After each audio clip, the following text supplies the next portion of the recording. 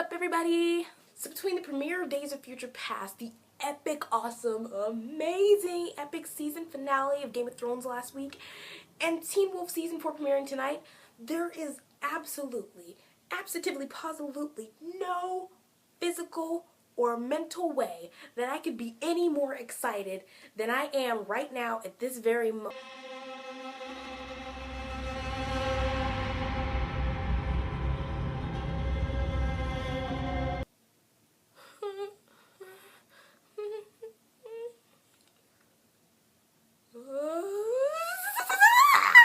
Change can be good or bad. Next Friday, change is coming. You know I gotta talk about it. So, Legend of Korra, book 3, book number 3, book numero, trace, libro, numero, trace. It's coming on, guys. It's happening. It's happening now. This Friday. It's so quick. And it's premiering 3 simultaneous episodes back to back. But what I'm talking about now is the trailer. Because we really got to talk about this, guys. When I first saw it, I was like, flip with the zip. I'm freaking out, yo. Because the first thing I heard about, of course, were all those stupid leaks that came out. I didn't watch that crap. But people were making like fake trailers and stuff. So I like had to stay off Facebook for a while because people were posting leaks and all that other stuff and spoiler information. So it was really annoying. But when an official trailer premiered, it was like, yes, Jesus does love me. Guys, I can't even begin to explain to you what was going on in my brainy parts, what was going on, guys. So officially there was one trailer released and then another one this past, I think, Friday or Saturday. Both of them they're only like less than 3 minutes long, but they're both loaded with so much stuff that you gotta dissect it. Let's talk about this first. Some familiar places and some familiar faces. Let's talk about this. There's Ba Sing Se, guys. And Ba Sing Se looks, you know, obviously updated since it's been like 70 years. So it's got a lot of the technology that Republic City does. So that's really cool. So we also get to see the Earth Queen. We also get to see the Earth Queen, who looks just as eccentric as the last one, Earth King Kue. The last one that we've ever seen was Earth King Kue, anyway. And she looks just as crazy eccentric. She's got like these weird long golden nails that I don't know if she like attaches them to her fingers or whatever, but you see like 1 second of her and that's about it. And she just looks just crazy from that one single second that you see from her. And I already want to see more. And then with the familiar faces, we get to see none other than who's been teased to us for the past 2 books, Zuko, Fire Lord Zuko. Well, former Fire Lord Zuko. His daughter's Fire Lord now, so I guess he just sits around, you know, sipping tea in honor of his uncle or something like that. But, you know, he's back, and yeah. So we kind of see like a glimpse of him fighting and just being total freaking awesome bender in the first trailer. And in the second trailer, we actually hear him talk, and I know it's going to take me a little bit of time to adjust to not having, you know, Dante Bosco's voice. But he can't feasibly keep Dante Bosco's voice into his 80s. So, I mean, it makes sense. He looks less elderly than Katara, which I find very interesting. I mean, I guess, like, Fire Lords have really rigorous yoga routines or something like that to keep them young. But anyway, there's Fire Lord Zuko, which I'm like, oh my gosh, that's so cool. We finally get to see Zuko. So, I mean, I kind of wanted to be surprised when I saw him, but now that the leaks have happened, if you haven't heard of the leaks, I don't want to spoil the spoilers, if that makes sense. I haven't looked at any of them because I've refused to, but I mean, like, there have been some episodes that were leaked, and you find out which episode Zuko comes in. I'm not sure if he comes in earlier than that, but I kind of wish I could have been more surprised. That's why I'm not telling you guys which episodes it was, because I want you guys to be surprised if you're really waiting on that. So, I don't know what I'm saying anymore. But yeah, other than that, we've also got some new places and some new faces. Like this, I don't know if this is like a prison or if it's like a city made out of metal or what in the world is going on here, but it looks really, really cool. I thought maybe it was like a prison because when you're looking at it in the trailer, there is a scene where they have, it's like the I don't know what it's called. It's like the blimp or whatever it is that the cops we were riding in, the metal bender cops. In Republic City, they have a similar one that debuted in the first episode, where they were chasing after Korra because she broke stuff up, and yeah, that was bad. So, I thought maybe this was some sort of prison, which I'm thinking maybe it is, because we're also seeing some shots of people that were in these benders that were imprisoned there. We're still not sure why, so that'll be interesting to find out. These certain benders are in prison, so I'm assuming that this is the prison. But it also looks like it's a city, so I don't know if this is like an entire city and then a prison within the center. That sounds really unsafe, so I really doubt it. Or if it's like a Boiling Rock type of situation, like the Fire Nation prison, the Boiling Rock. I wonder if that still exists, by the way. Or if this is like the updated version of the Boiling Rock. That'd be really interesting to note. But it seems like there are Earthbenders and the White Lotus.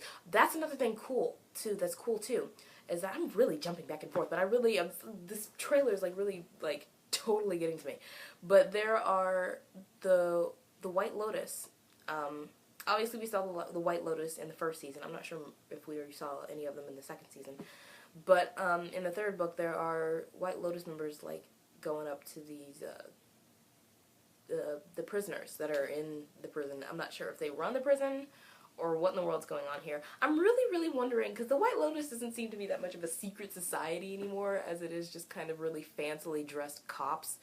But it seems like they might be over it. Either that or I'm just completely missing the mark here, which has happened a lot in the past. But I guess we'll find out later. But one thing that brings me to is the benders that they have housed in there. And one of them is an armless waterbender.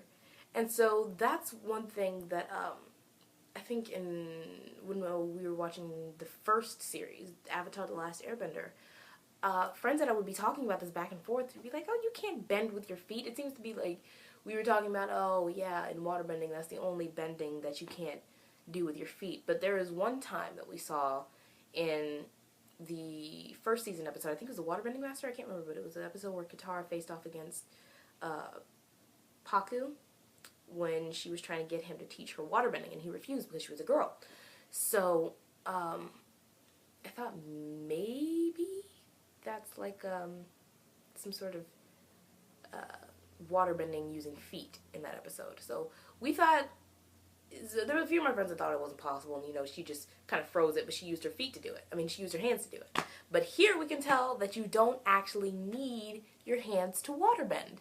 So that's really interesting. She's got no arms. She's freaky. You see her in the prison, and this whole scene reminded me of this one episode of the first series, The Puppet Master, where Hama was stuck in the prison, and they had her, like, elevated up so, you know, you couldn't bend any water and all that jazz.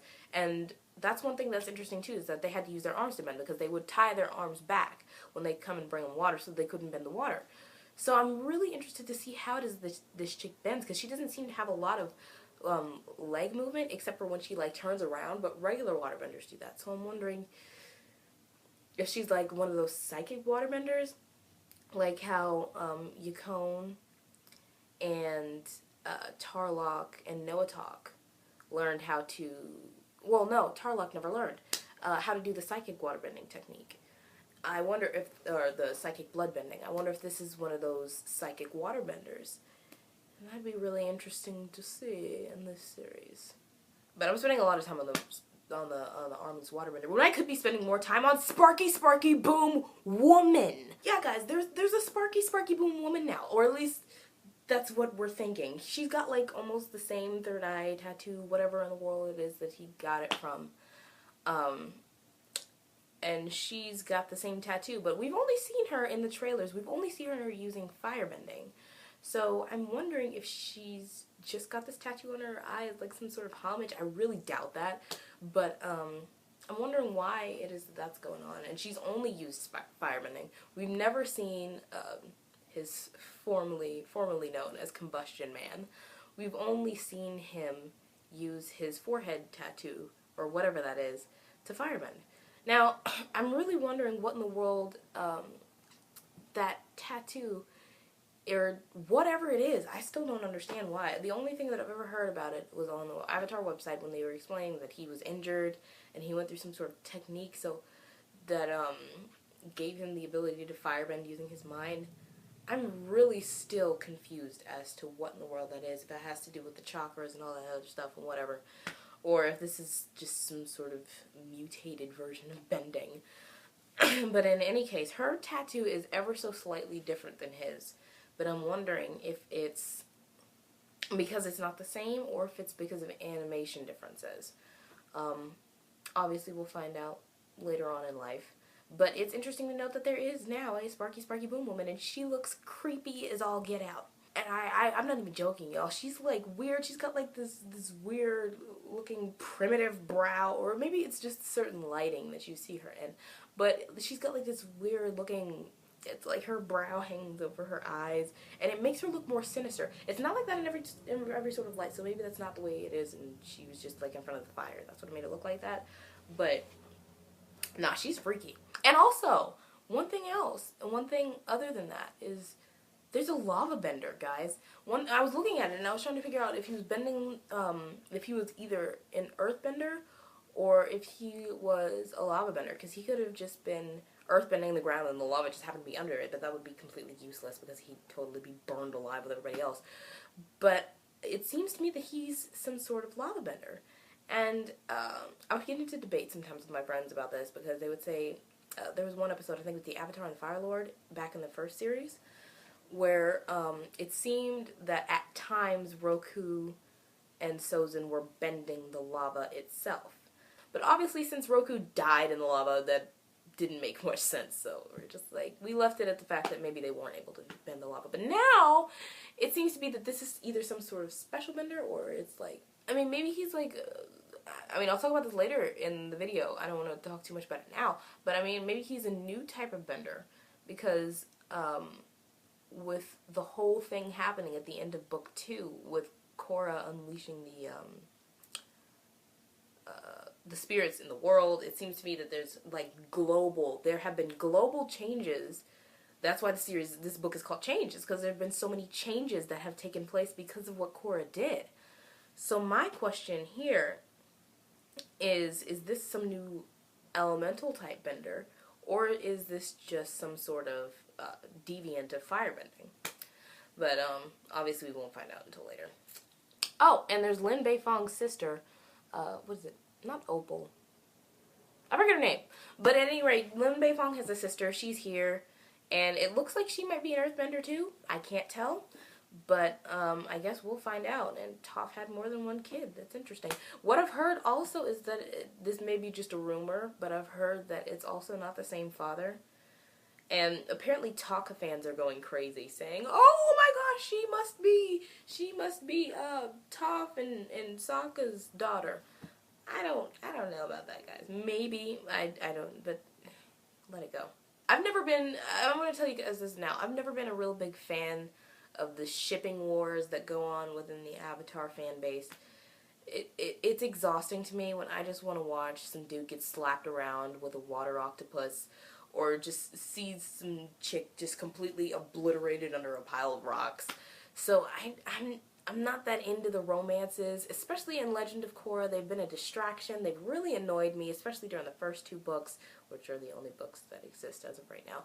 But they have just been awful. They've been distracting and annoying. It's just, I wish they'd either tone it down a lot or just get rid of them entirely. But I mean, getting rid of them entirely, I could see how that'd be annoying, but I mean, still.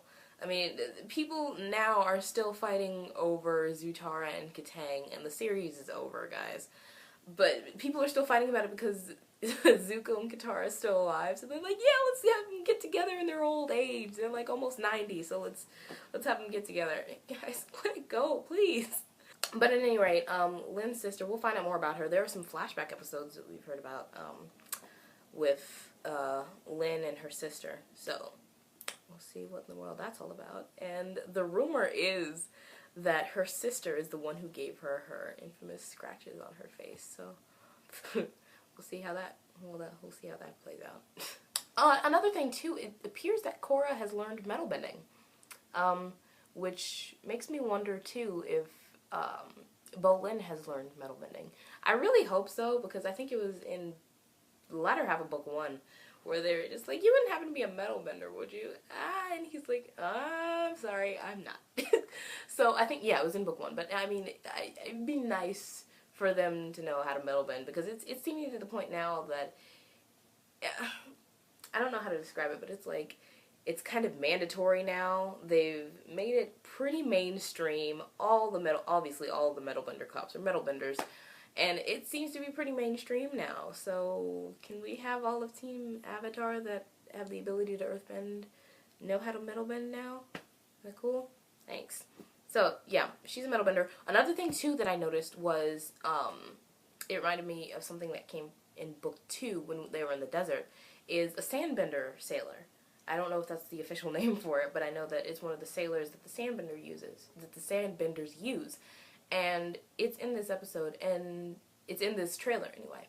And Korra is airbending with it, which is the same thing that Aang did in one of the episodes of book 2 in Avatar The Last Airbender. I'm also wondering if there are any sandbenders still there, or if any of Team Avatar or its affiliates are going to learn how to sandbend at any point in time, because we haven't seen or heard anything about the sandbenders since season 2 of Avatar The Last Airbender, and they haven't been mentioned in the comics yet either, so I'm wondering if any of that's going to come about. And also, there's been some speculation about, Lake Laogai. Lake Laogai, if you remember honestly guys, if you ask me right now what my favorite book of Avatar The Last Airbender is, it's book 2, because that, in my opinion, it's the best. It was the best out of all 3 books, because it had this mystery, it had intrigue, it had all the secrets woven into the cities and all that jazz. And I mean, honestly guys, it's my favorite. It had the best character development in my opinion, with all the characters, especially Zuko. But I really appreciated it. I mean, I really like book 2, guys. I really like it. But one thing that made book 2 really cool were the Dai Li agents and Lake Laogai. Now, it seems to me that both of them are coming back. Obviously, in the trailer, you see Dai Li agents, I think twice. One time, they're grabbing Jinora, so I'm wondering what in the world's going on here. And then another time, you see them doing something else, and they're, like, attacking people. But there's, like, a place where Jinora's spirit goes to, and it appears to be Lake Laogai. I mean, it's got the same sort of, I could be completely off base on this, and this could be a completely different place altogether, but it's got like the same color scheme, that really creepy looking greenish color scheme, and it's got like the same walls. So I don't know, and I was thinking that maybe that was it, because they're going to Ba Sing Se this season, and there appears to be some serious stuff going on in Ba Sing Se. I mean, there's Korra overlooking Ba Sing Se, then there's a shot of Asami and Korra running away from Ba Sing Se, and there appear to be, we also see the train. The train is still running in Ba Sing Se, obviously. So it appears to be that there are a lot of things that take place during this book in Ba Sing Se. So why not Lake Laogai and the Dai Li agents and all that jazz? But we'll find out later. Another thing too is that Jinora's ability to control her spirit or whatever is going on seemed to be progressing. So maybe we'll see more of that. But it's nice to know that we've got a spiritual consultant on the team, if you will. So I'm really glad that Jinora's taken a bigger part in this, and yeah, and supposedly she might get a love interest as well, which is interesting. So, yeah, I think that's about it. No, it's not. I can't leave out the biggest thing, arguably the biggest thing about the season, or at least in my opinion. The airbenders. The flipping airbenders. I mean, I can't not mention the airbenders, because I mean, they're like freaking, this is like the biggest change of book 3. This is like one of the main things that have changed. I mean, in the trailer, you see so little of the spirits. I mean, you know that the spirits and the humans are now sharing the world and whatnot, and that's supposed to be the biggest change that they were advertising at the end of book 2. But no, forget all that. There are freaking airbenders popping up everywhere like it's a freaking trend, okay? This is like crazy. Airbenders everywhere, like everywhere. That's one thing that's also related to Jinora, is the fact that I think her love interest is supposed to be one of the new airbenders that's popping up. So they're popping up all over the place in almost every nation, and we know that they're popping up in the Earth Kingdom, but one airbender distinctly comes to mind. I wonder who that is. Oh, wait, Boomy! Airbender Boomy! Oh my goodness. Oh my lord. Oh my lord. Nah. Guys, Boomy. I mean, the first time I saw, Boomy's an airbender. I mean, just...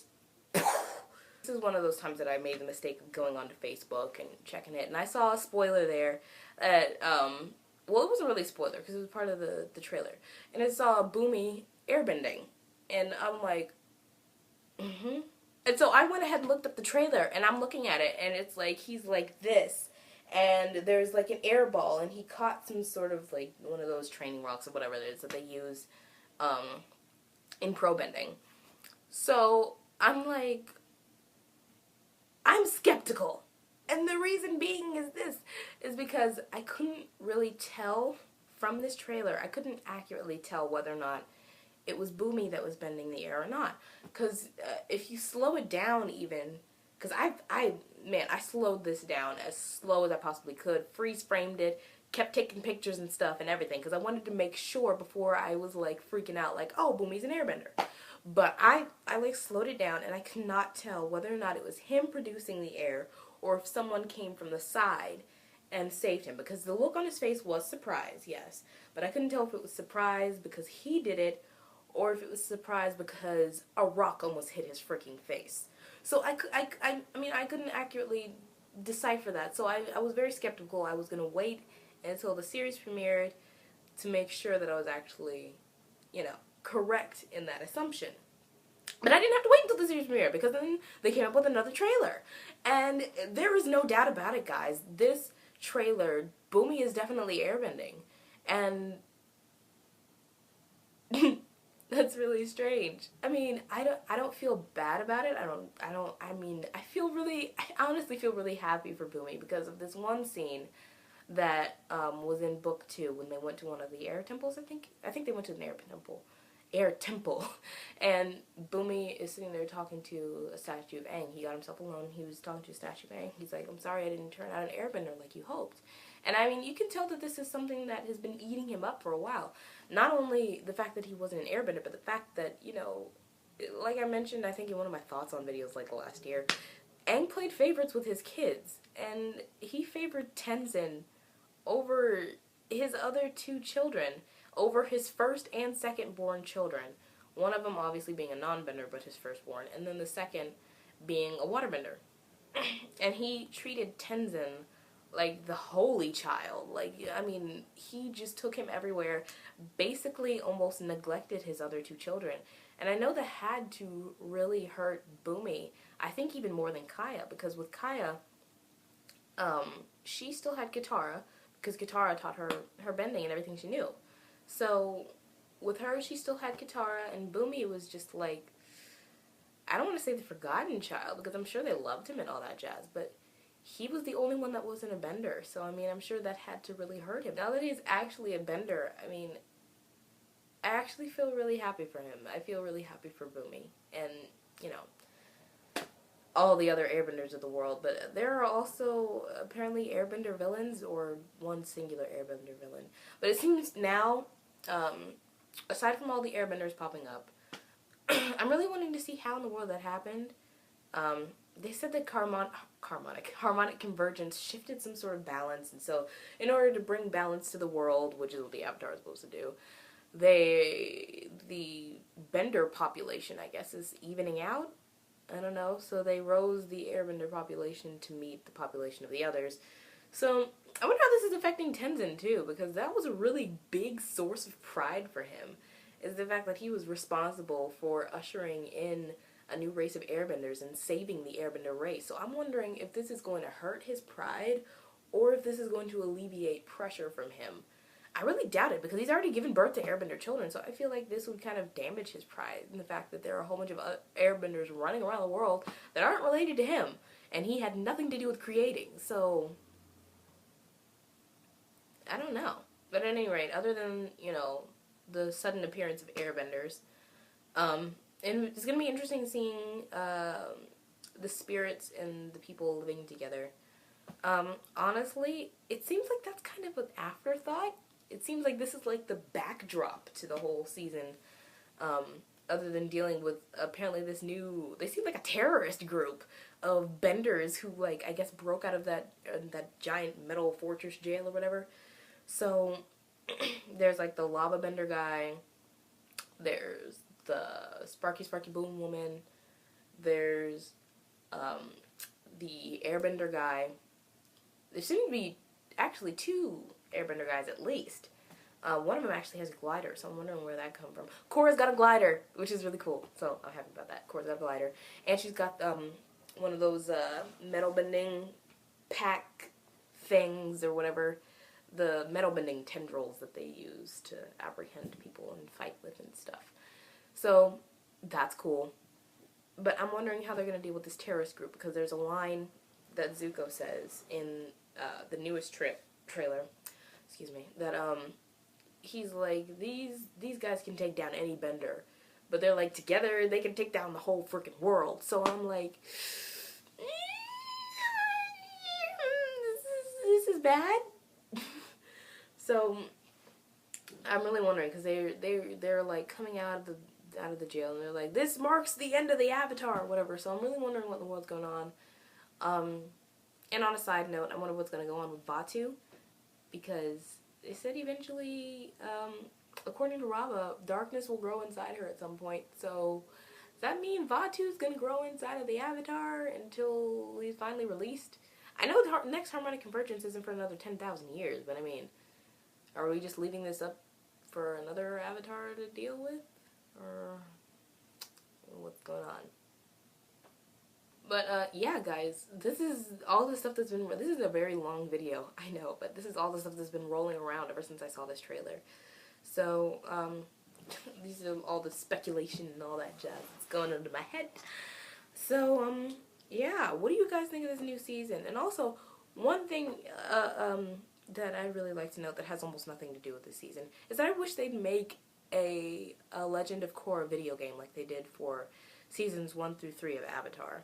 I really loved those games, especially the 3rd game on Wii. That game was so fun, and I wish they would do one for the Legend of Korra, but they haven't expressed any desire to do one anytime soon, but it's a tragedy, I know. But anyway, guys, comment below and let me know what in the world's going on in your brainy parts where Season 3, Book, Trace, Libro, Trace of Korra. What do you think about it? What do you think is going to go on this season? And who are you looking forward to seeing? Are you looking forward to seeing any more members of former Team Avatar? What's going on? Are you excited about the new airbenders? How do you feel about Boomy being an airbender? All of these questions, please answer them and your own down in the comments below. Thanks for watching, guys. Peace, love, cactus juice. Later.